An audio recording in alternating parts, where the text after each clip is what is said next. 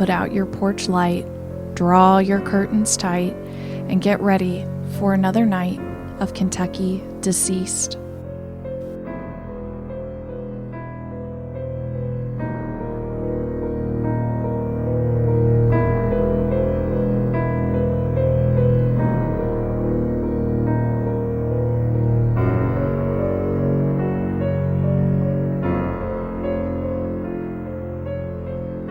Welcome to the first episode of Kentucky Deceased, Hauntings of Frankfort. My name is Eleanor Hasken-Wagner, and I am the Museum and Historic Sites Supervisor for the city of Frankfort, Kentucky. I am going to be leading you through the journey of the next few weeks while we take a look at some of the wonderfully spooky and creepy and at times macabre stories from right here in Frankfort. Now, a lot of these stories that you're going to hear will require you to suspend belief. I know that's something that's hard for a lot of us to do these days when we're bombarded by social media and all things fake news versus real news. And I want you to set that rhetoric to the side for these next series of episodes. Some of the stories that you're going to hear were written by the authors who will be sharing them with you. Other stories are true accounts from people who have firsthand experienced these bizarre paranormal events. And some of the stories you're going to hear are artfully done recordings coming to us like a blast from the past. Now, I'm sure a lot of you all are wondering what the release schedule is going to be for these episodes. And you're welcome to take a look at that schedule as published on the Facebook page for the Capital City Museum and Historic Sites right here in Frankfort. We've got an event page going that will have each of the episode links there. But we are planning on releasing episodes every Wednesday and Friday up until Halloween weekend. But on Halloween weekend, we're going to be releasing a special 2-part episode that will have the original audio from the Murders and Mayhem tour by Russell Hatter, former, now retired, city historian. In thinking about how I wanted to kick this podcast off, I wanted to first share a little bit about myself, which sounds goofy, but bear with me, it is relevant. So I am the Museum and Historic Sites Supervisor for the city of Frankfort, but I am also a PhD candidate in folklore and ethnomusicology at Indiana University. I am in the process of preparing to defend my dissertation, but the content of my dissertation is all about legends. I study how and why legends migrate from place to place, which if you think of legends as migratory, you'll start to realize there's a lot of intersections between narratives and legends of one town and that of another town. My specialty in this area of legend study falls underneath cryptozoology and ufology, which is the study of aliens and UFOs. So those are of particular interest to me. However, I've worked very closely with scholars who study ghost stories and all things spooky and supernatural in the world of demons and poltergeists and hauntings, and I really quite enjoy those areas of study too. Now, what is a folklorist doing studying these things, you might ask? Are we trying to disprove that they happen? Prove that they happen? And I have a very unsatisfactory answer for you. The joy of being a folklorist is that you don't have to investigate the reality of any singular event. Rather, the fact that these stories are told by people to people indicates that they mean something, and this meaning transcends any scientific or scientistic possibility of the unknown. So, as I said at the beginning, I, like many of you, sometimes struggle with this idea of what do I believe or how can this one thing happen? But I ask each and every one of you to set aside those questions and to enjoy the possibility of the unknown, because sometimes that's a really fun way to get to engage with things. And these stories that I am offering you in these episodes of this podcast are an opportunity to enhance that ability to engage with possibility. Moving from this little brief discussion of folklore and belief, I want to turn now to the content of our very first episode. Now, I've given this a lot of thought, and ultimately, I have decided to share with you something that I have found in the museum. Well, to be honest, saying that I found it is a bit insincere, as the current city historian, Beth Shields, is actually the one who placed this on my desk. Now, we're not sure of the provenance, we're not sure where it came from, who put it together, or any of the material therein, but for the safety of those who are mentioned in the material I'm about to read to you, I've decided to change the names of both the people and the places. Now, I'm doing this because these events that I'm going to tell you about occurred in the 1960s, but Frankfurt is a small community, and in my short time here since moving in August of 2021, I've realized that everyone knows everyone. The 6 degrees of separation doesn't really apply to Frankfurt. It's more like 1 or 2 at the most. And since the material I'm about to read you has no concrete origin, I cannot find or figure out who I need to ask if I can publish this material. So, to protect myself, protect the individuals listed here, we are going to change their names. The objects I am going to tell you about, however, I am going to put on display at the Capital City Museum in the upstairs corridor. I am planning on doing that in the next week, so I have some time to make sure that I lay them out in the appropriate manner. So I encourage each and every one of you to stop by the museum after October 16th in order to check these items out if that is something you would like to do. The museum is open Monday through Saturday from 10 to 4 p.m., and we encourage guests at any and all times because admission is free. Who doesn't like free things? Okay, so let's get started.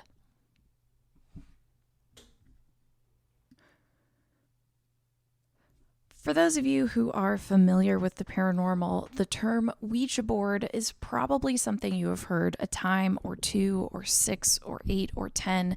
And the story I'm going to tell you today centers around this Ouija board.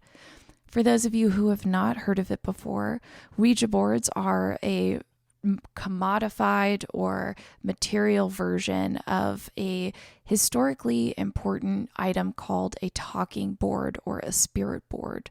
Now, these items were typically homemade. They were long wooden or paper pieces that had the letters of the alphabet as well as simple responses like yes or no spelled out on top of them. People would then use this thing called a planchette, which would be a triangular shaped object with a guide point at the top, suspended on top of 3 legs with little felt tips at the bottom that would easily move around this piece of wood or paper. Now, the way that people would use these talking boards or spirit boards is they would sit typically in a circle or next to one another, and they would each place a finger or a hand on top of the planchette. Then they would offer a space for a spirit or ghostly phenomena to enter the room or enter their presence, and then use the energy from the people gathered around the board in order to communicate through the planchette by guiding the planchette along the board. Spirits are often thought to use human energy as well as electromagnetic or electronic energy in order to cross this celestial terrestrial plane, and that energy can be channeled through things like a talking board or a spirit board or through white noise on a television set or on a radio. So if you've ever seen one of those ghost shows where they've got a little box that will pull snippets from radio channels, that is a contemporary version of a talking board.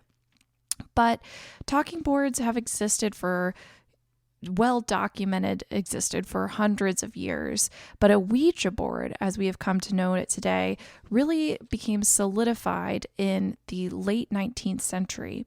Companies began to market a version of a Ouija board or a talking board as a way to tap into the market of spiritual gatherings and seances and kind of spooky parlor games that were very, very common at the turn of the century.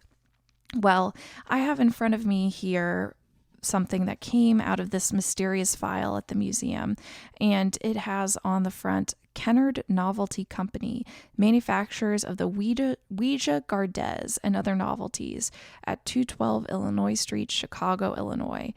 On the back of this envelope is a drawing of a Ouija board.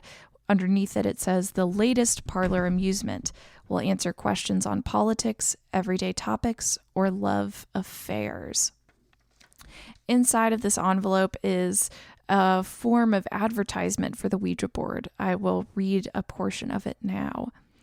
"A few specimen orders and remarks from prominent customers, which proves the wonderful selling qualities of Ouija. Toy Department John Wanamaker in Philadelphia, Pennsylvania. Send us more Ouijas. We cannot get enough to supply the demand. G.A. Schwartz in Philadelphia, Pennsylvania, via telegram. Express 6 dozen Ouijas tonight. Carey Brothers and Gravemeyer, also in Philadelphia, PA, via telegram. Ouija not received. Missing sales. Have shipment traced at once. John H. Hitchens of Toy Fancy Goods at Baltimore, Maryland. I have sold hundreds of them and at times could not get enough to supply the demand. S. Kahn's Sons & Co. at Broadway in Baltimore, Maryland says, the Ouija has been one of the most successful articles handled in our establishment. We have many more like the above. All the largest houses in New York and Boston are customers." Underneath this advertisement is another folded piece of paper that includes a very lengthy letter from the Kennard Novelty Co. I'm not going to read all of it for you here, but the letter was printed on November 6, 1891. "Dear Sir, please let us tell you of the remarkable and unparalleled success of the Ouija, the wonderful talking board.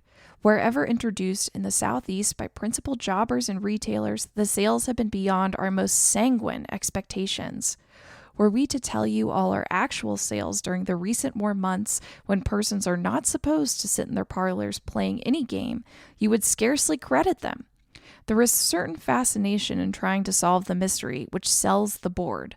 Unlike other games, it is always new, and fluently talks of love, politics, science, and all other subjects. Past, present, and future events are predicted with marvelous accuracy, and the more you play, the more mysterious it becomes, and naturally, the more fascinating. As an instance of what has been done with this great seller, let us cite you the case of New York City alone. The first board was sold there on March 5th last, as the demand prior to that date from Philadelphia, Baltimore, and Washington exceeded the capacity of our Baltimore factory, although working night and day.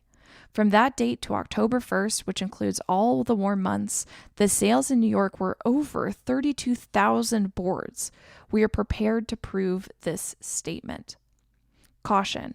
All good articles have their limitations. There is only one Ouija, and it is protected by United States patent and copyright, and we warn the trade against all infringements of same, by whether name it is called, and we will prosecute all such infringements of our own protected legal rights.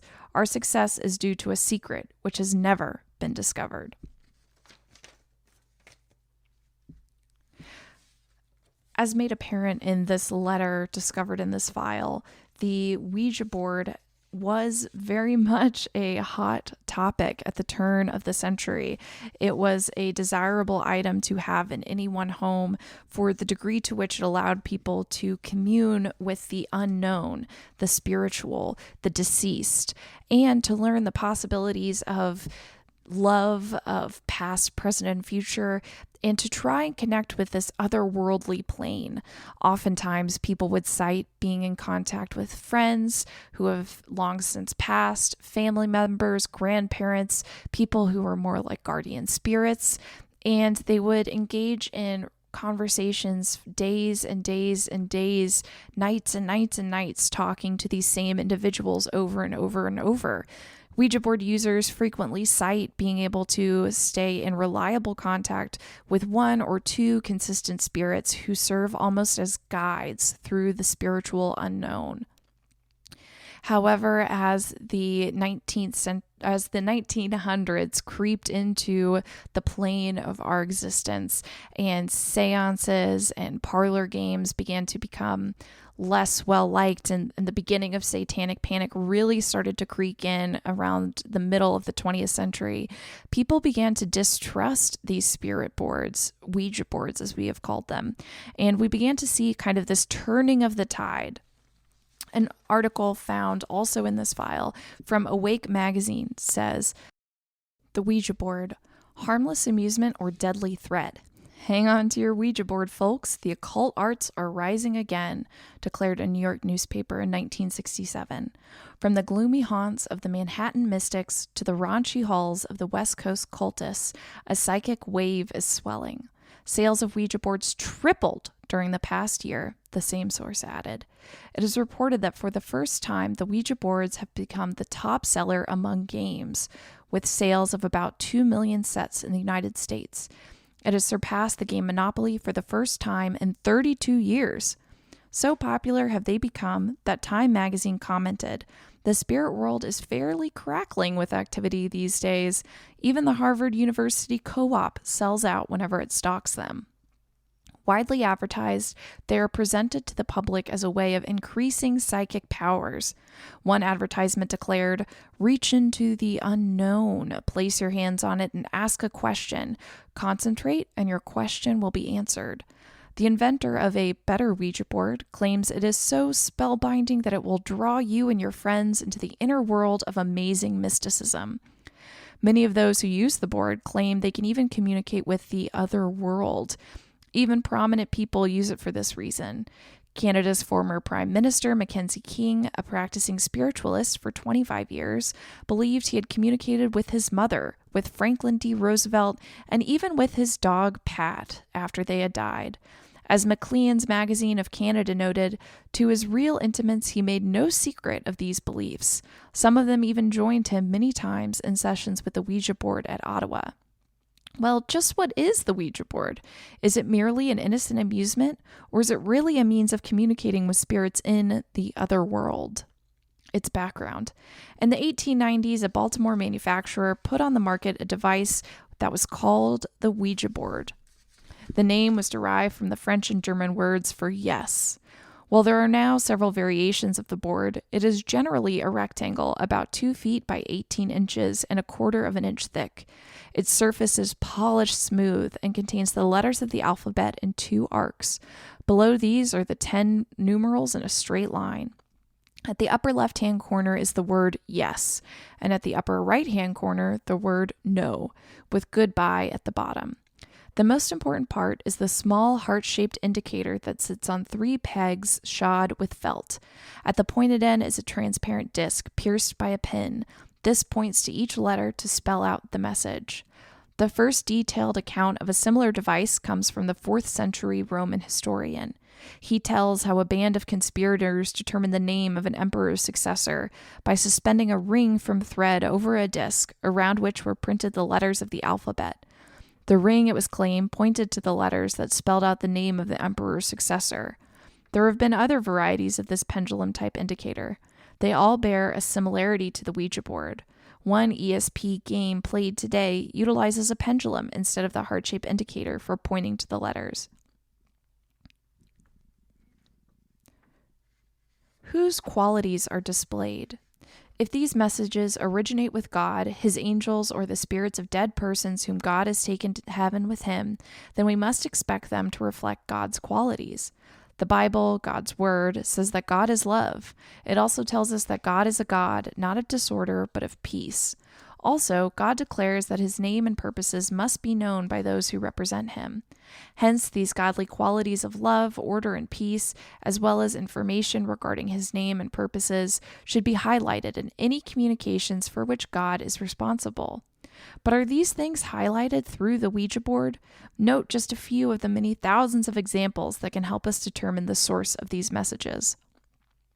One person wrote to the manufacturer of his Ouija board and said, "I have one of your Ouija boards and use it a lot with my friends.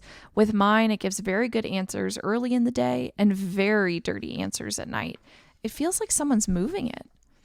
good answers than dirty ones? Is that consistent with God's love, his orderliness, his morality? Another verified experience is the following. One woman had been using a Ouija board, which led to an automatic writing. Within 2 weeks, the spirits were whispering obscenities in her ears. She then felt them in her bed. She had been driven to near insanity by the experience. Was this a display of godly qualities at work? In another instance, a woman started to study the Bible. Previously, as a young girl, she had often talked over her problems with a voice that she thought was God's. Now that she was studying the Bible, the voice told her to quit associating with Bible students. Then she and her children experienced attacks from unseen forces. Does this sound like these spirits' forces were from God? In Venture Inward by H. Case, we read the following experience of a person who first used a Ouija board, later went to automatic writing, and then began hearing voices. For several weeks, I was under their control to the extent that I could not move, I could not lift an eyelash, or even speak without their allowing it. I was exorcised, but this is something they laugh at, coming back immediately in greater hordes. In the beginning, they pretended to be spirits of departed relatives and friends, angels, etc., and laid down firm and needed reforms towards spiritual development, thereby gaining my confidence, stressing I was an instrument. Then it became all at once a most terrible obsession aimed at complete possession and disability. They are fiendish, insane, terribly cunning, and possessing a warped intelligence. While the spirits picked me over, they explored my memory from top to bottom. The source also tells of a man who bought a Ouija board for his wife because he had seen a magazine article recommending it. They began to use the board and obtained amazing answers. The messages claimed to originate with dead friends and relatives, but one day, while her husband was away, the woman heard a soft whisper in her ear. The more she responded to the suggestions of the whispering the voice, the clearer it became. But then the voice said the woman was in his power, that he was in love with her and would bring her to his plane by killing her. Following this, she could hardly eat or drink without vomiting. Multiply these few examples by thousands, and they show that without doubt, the influence is far from godly. So how do you protect yourself? For one thing, have absolutely nothing to do with any manifestation of extrasensory perception, ESP. This includes the use of the Ouija board. In fact, do not even keep one in your house, as that can be an invitation to demon influence. Imitate the course of many who became Christians in the first century, of whom the Bible tells us. Indeed, quite a number of those who practiced magical arts brought their books together and burned them up before everybody. Where possible, it is also wise to avoid association with persons who operate Ouija boards or who otherwise engage in spiritualistic practices. So while this article clearly takes problem with the Ouija board at a religious or spiritual level, it does point to concerns that many people who have worked with Ouija boards or talking boards have expressed, that the entities with whom they communicate using the board will often quickly move towards other types of communicative practices, meaning they will speak with you by whispering things in your ear or through connecting directly to your thoughts. They will engage in what this article refers to as automatic writing, meaning that they will utilize your body to begin to write with a pen, almost free thought association. Now, while this article definitely slants the experience of the Ouija board with that of a negative connotation, I do have in this folder an additional article from the 1960s about a medium who helped to capture a killer by the use of a spirit board, Ouija board, or talking board.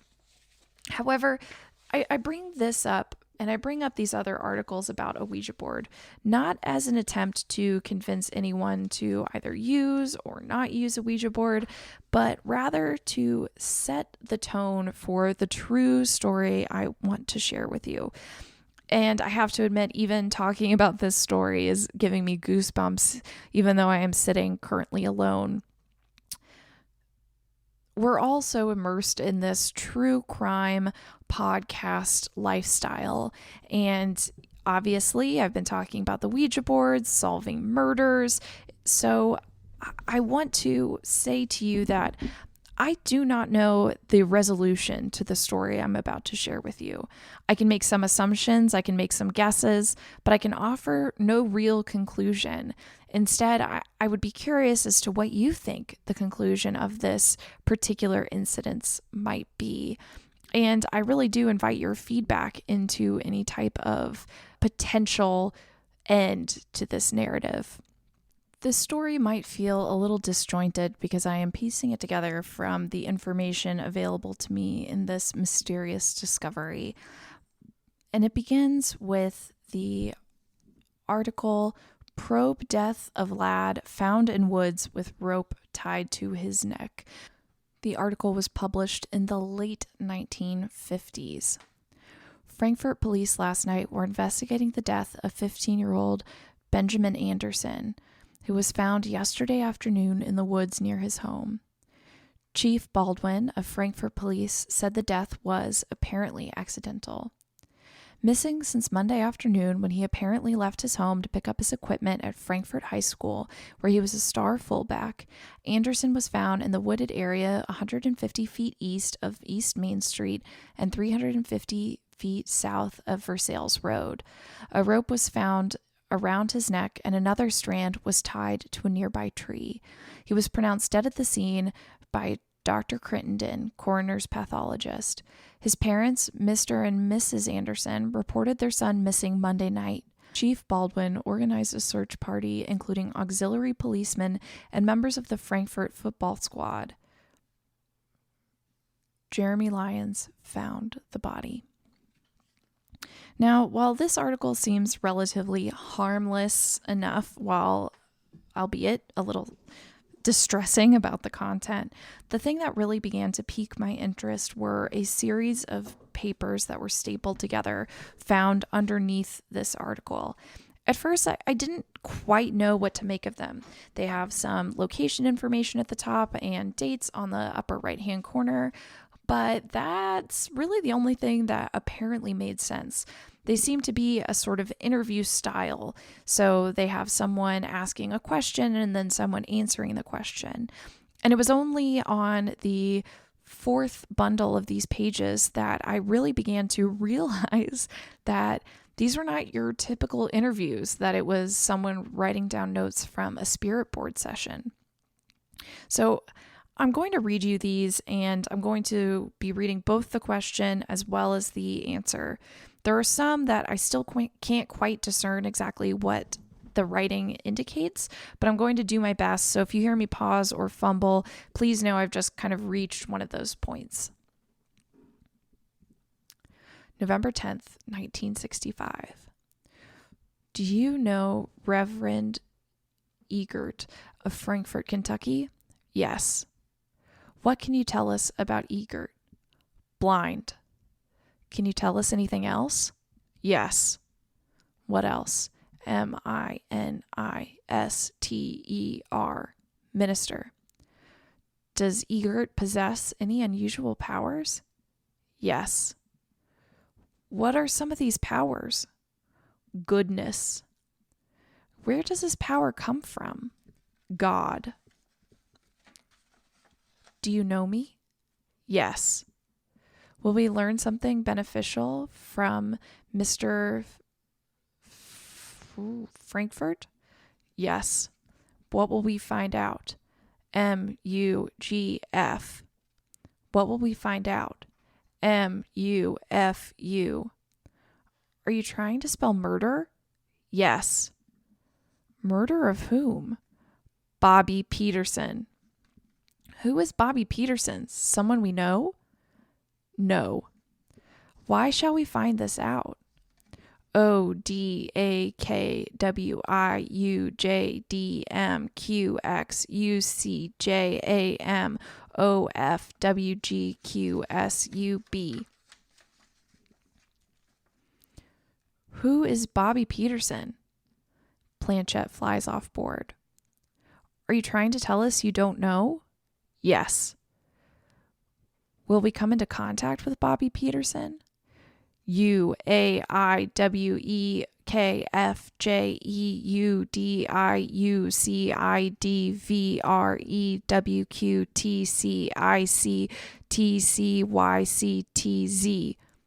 Are you giving us an answer in code? Yes. Why? GYQM. Do we have guardian angels? Yes. Can you give us Franklin's guardian angel's name? No. That concludes the first set of papers. The second set doesn't have a date, but it was tucked behind this first one. Can you tell me what mine's name is? No. Does Franklin have a power from birth? Yes. Tell us what that power is. EVIKL. Does Franklin have an evil power? Yes. What is it? 2CDEACUC. Is this in code? Yes. How do we decipher the code? You ask devil. How do we ask devil? DEW, ask, die, DTCAW, wood, DTCAY, wood.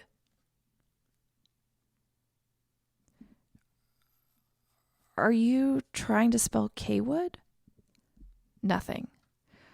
Did you mean DT K-wood could give us the code? No. Why did you spell out DT K-wood twice? No answer. Do you know where the power failure occurred?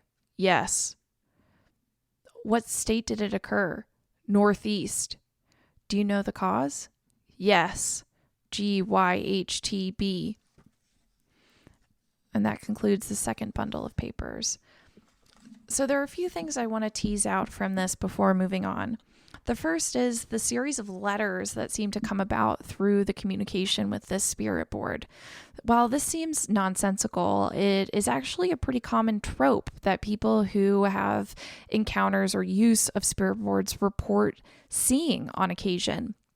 Oftentimes, this is ascribed to spirit confusion, lack of clarity, maybe a disrupted thought process of one of the people who is doing the communication. It's kind of unclear. I mean, we don't really have any explicit answers for why those kind of things occur. One of the things that is so fascinating about these papers when you see them in hard copy is that those who are doing these sessions are trying to divide out these words and decipher what the code might be. And there's no clear answer. You can see them trying to work through it by asking, are you referring to this person? How do we find out who tells us this, that, and the other? And we don't really know.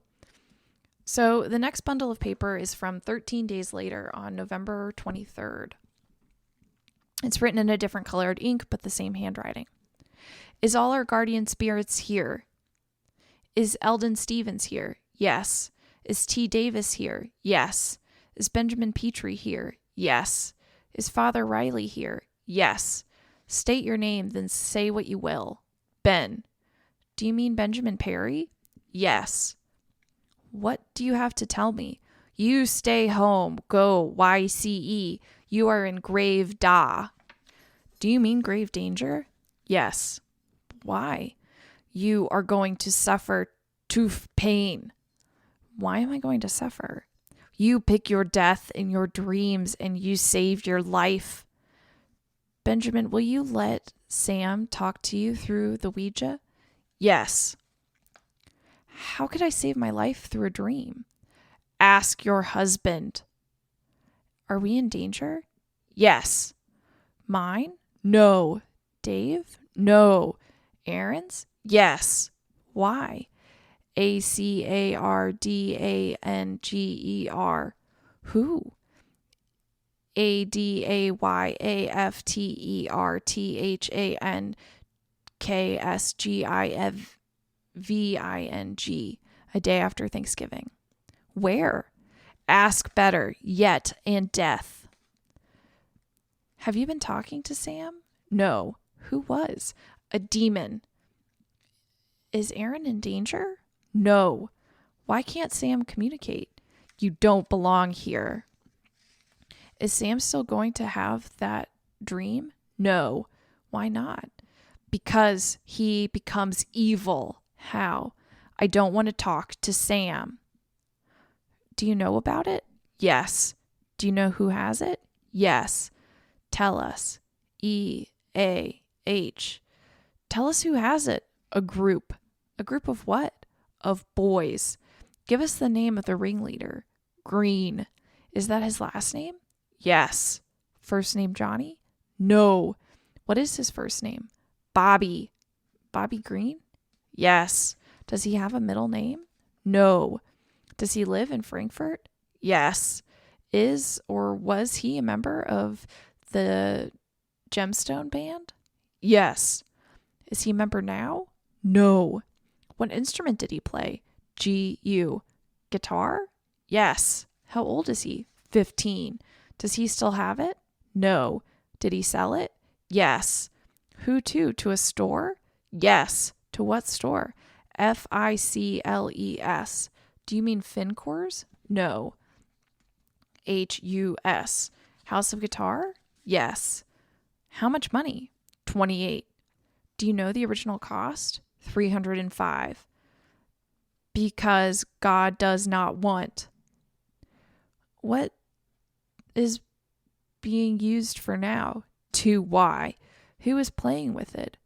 H-O. How can we get it back? Call Bobby Green's parents.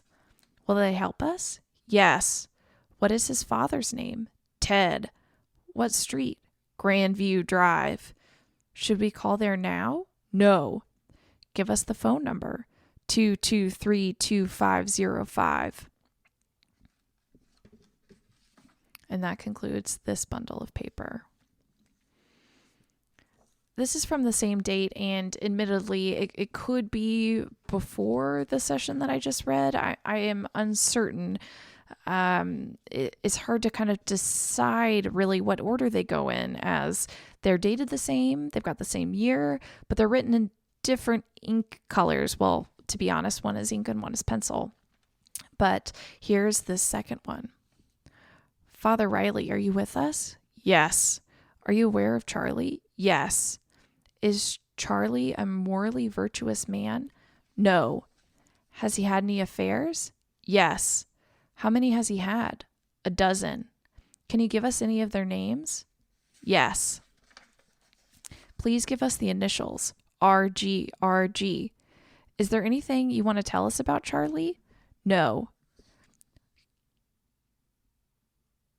Can you give us another initial? Yes. What is it? DT. Do you want to tell us about the missing amplifier? Yes. Was the amp stolen? Yes. Who stole it? SRBCY. Give us the name. Boys. What boys? Give us a name. AMBROSEPRATT. Does he have a nickname? Yes. What is his nickname? Al. Tell me how he got the amp back to the station. Ask. Ask who? NAS. Eldon Stevens, are you here? Yes. We have a person among us who doesn't believe. Do you know him? Yes. How old is he? 25. Is that how old he is? Yes. Did you know you were wrong? Yes. What is his mother name? I can't joke about that. Then on the next page, things get a little bit more disorganized. It says PAST. You keep up winking and you will get in trouble. I felt. You are mean. Gone to hell. Me. L. By and weak. He is jealous. GEERAEFDNG. And I have to be honest, the handwriting is entirely different on these last 2 pages. And as I talk about this, the goosebumps are back in spades. Okay, so this next one is from several months later. It's from January 31st, 1966. And I want to, Ouija wouldn't answer any questions. Buddy Holly, okay. JL, what about the army? Enlist. It will be better since you have to go anyway. Where's James? I don't know. I can't keep up with that guy. Sleeping. I can't say. You have been neglecting us. When? I didn't until after I was dead. Why won't I have to go to Vietnam? You're too smart. Air Force or Army communications? Great. That's okay.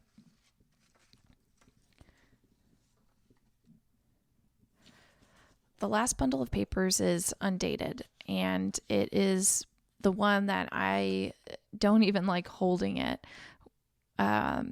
There's something odd about it and about the handwriting, as well as about the content therein. And what really sets the tone is the lettering at the very top, which says, "Evil Spirit Talks." And it's really more than anything a string of letters with some discernible words kind of interspersed throughout. And so I'm going to read through it to the best of my ability, but then I'll go back through and point out all of the kind of repeating words. HZXD, yes. Lived, 1905, yes. Rosie's mama, yes, yes. Prove. Mamie C, Mill, mama, HMD, no, no. Spell first name. SMF, yes, no, no, not funny. R, no, no. LAMB, LAMB, LAMB, TAKMB, JD, no, no, M. So we have a lot of MAM as well as LAMB, something about living in 1905, Rosie's mama. But there's no context for any of this. I don't really understand what it means. However, on the next page, we get ADAM, AJNF, EIABCDEFG, JADNFOFACDJC. Yes, Cassius will speak. Yes, say something. Yes, number of MEMAMAMA, SIXNOWJWEXJREJMK. Yes, ever. Adam, spirit. So here we see a lot of repetition of the same letters and a lot of the same words repeated over and over and over, which it's interesting that this has Evil Spirit Talks written at the top. A friend of mine who works very closely with ghost hunters and spirit boards and Ouija boards has spoken to me at length about how the repetition of letters is often considered sign that whoever you're communicating with through the Ouija board is demonic in nature. Okay, so we've read through all of these Ouija board sessions, and I'm sure at this point you're wondering, well, how does this relate to the murder of the young Anderson boy? Well, it relates in this way. So the contents of this folder that I'm sharing with you open with this article about this death. Then they move to all of these spirit board communications. And tucked underneath all of those is a well-worn, folded piece of paper with the following written on it. Anderson was killed. Was he murdered? By a Catholic nun whose last name was Adam? Why was he murdered? And who is Mary Porter? What was wrong with her? How old was she? Is it right for us to explore this mystery? Would it be wise to contact the police and tell them what the spirits have told us? Does he already know? Do the parents know what really happened? I realize if the truth came out, it would escalate a scandal. Should we let the truth come out regardless? I have close friends who are looking into this, but is this the correct move? And then that's it. There's nothing else about this murder or not murder, death, about the spirits, about Ouija boards. It's almost like those last few sessions really pushed this internal confusion about the right thing to do and the right place to go. And it leaves you, the audience, and me with this wonderful mystery of intrigue, of not knowing, is this the end? Is this the beginning? Where do you go from here? How do you figure out what did happen next? Did anything happen next? And what could have happened next if the people who wrote this letter and followed these rabbit holes, so to speak, began to follow through with some of the things that these spirits communicated with them? I don't know, it's a lot to think about, and I I wanted to share it with you because it is a Frankfurt story, and one that is a little spooky, a little unexplainable, and invites a lot of imagination and a lot of thought. So, as I said at the beginning, I would love to hear what you think happened next, or if you know maybe the events that I'm talking about, I would love to speak with you more as well. But before we go, I also just want to end by saying that we have our next episode coming out next Wednesday. And in that episode, we're going to hear some more traditional ghost stories. So don't worry if this was not your cup of tea. We got something a little more normal coming next week. And we're also going to take a second to thank the people who made this episode possible. It would not have been without Beth Shields and her discovery of this very mysterious series of items. So thank you so much, City Historian Beth Shields, as well as to the support of the Capital City Museum volunteers and staff for helping this podcast happen, and with the support of people like you. So if you're interested in this topic, please shoot me an email at ehasken@frankfurt.ky.gov, or you could also support us by sending this episode along to any family or friends who you think might enjoy it too. Thanks so much for your time, and we're looking forward to being a little creepy next week too.